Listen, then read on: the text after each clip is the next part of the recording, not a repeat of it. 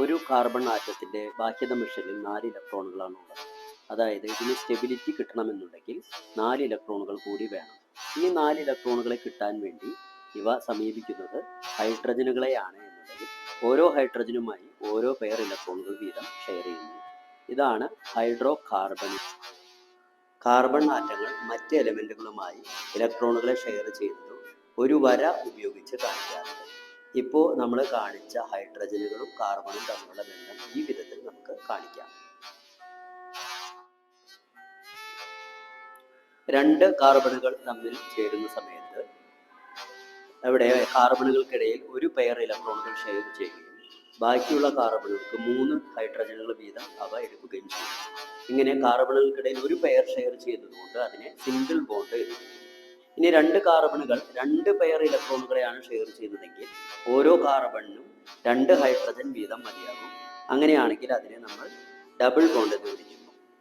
ഇനി 2 കാർബണുകൾക്കിടയിൽ 3 pair ഇലക്ട്രോണുകളാണ് share ചെയ്യുന്നതെങ്കിൽ ഓരോ കാർബണിനും ഓരോ ഹൈഡ്രജൻ വീതം മതിയാകും. അങ്ങനെയാണെങ്കിൽ ഇതിനെ നമ്മൾ ട്രിപ്പിൾ ബോണ്ട് എന്ന് വിളിക്കുന്നു.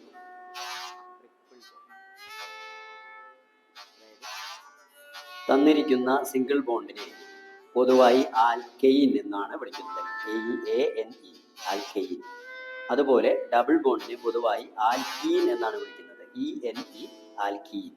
അതുപോലെ ട്രിപ്പിൾ ബോണ്ടിനെ നമ്മൾ ആൽക്കൈൻ YNE. സ്പെല്ലിംഗ് പ്രത്യേകം ശ്രദ്ധിക്കുക. അതുപോലെ ആൽക്കൈൻ എന്ന് പറയുന്നത് സിംഗിൾ ബോണ്ടാണ്. കാർബണുകൾക്കിടയിൽ 1 പെയറാണ് അവിടെ ഷെയർ ചെയ്യുന്നത്. അതുകൊണ്ട് അതിൽ സ്പേസ് ഇനിയില്ല. ഒരു ഹൈഡ്രജനോ മറ്റേതെങ്കിലും എലമെന്റിലേക്ക് കടക്കാൻ പറ്റില്ല. അതുകൊണ്ട് അത് സാച്ചുറേറ്റഡ് ആണ് എന്ന് പറയും.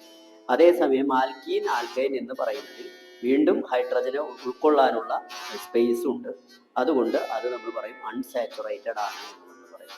അതായത് ഡബിൾ ബോണ്ടും ട്രിപ്പിൾ ബോണ്ടും അൺസാച്ചുറേറ്റഡ് ആണ്, സിംഗിൾ ബോണ്ട് സാച്ചുറേറ്റഡ് ആണ്.